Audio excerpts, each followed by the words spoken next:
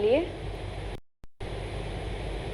दीगर शहरों की तरह टंडोर के बाजारों में भी ईद की खरीदारी का सिलसिला जारी है। महंगाई के बायस से शहरी नए कपड़े खरीदने के बजाय पुराने कपड़े खरीद कर ईद की खुशियों में शामिल होने की कोशिश कर रहे हैं। हमारे नुमाइंदे तारिक हमीद अब्बासी भी एक दुकानदार के साथ मौजूद हैं, उनसे जानते हैं। जी तारिक हमीद अब्बासी।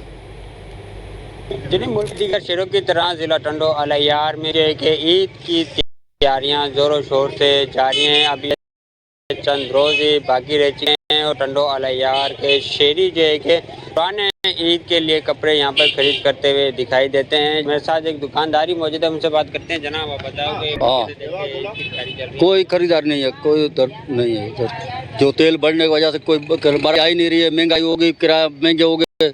जहाँ 50 रुपये किराया था उधर 200 किराया है। इस वजह कोई आ नहीं रहा, बाजार खाली पड़ी है पूरी। 200-250 रुपये जोड़ा भी वो भी नहीं ले रहा है कोई। हमारे साहब खरीदार नहीं हो रही है। बैठे ईद का कोई हाल ही नहीं दिख रहा अभी तो। जी अपने दुकानदार की बात सुनी का यही कहना था कि हालिया पेट्रोल और डीजल की कीमतें बढ़ी हैं, उसके साथ जो है कि एक महंगाई की नई लहर ने जो है कि दुकानदार को शदीद जो है कि परेशान कर दिया गया है। आपको ये बताना चलूँ कि आम आदमी जो है कि इस वक्त नए कपड़े तो खरीद नहीं सकता। जो पुराने वो कपड़े खरीद करने आ रहा था वो भी कपड़े उनको उनकी पोस्ट से, उनके बजट से होते हुए दिखाई देते हैं। दूसरी तरफ दुकानदार यही कहते हैं कि हमारा कारोबार नहीं है ईद की, अब रोज इसमें बाकी। शुक्रिया तारिक हमीद अब्बासी तफसीलात बताने के लिए। यौमुल कुद्स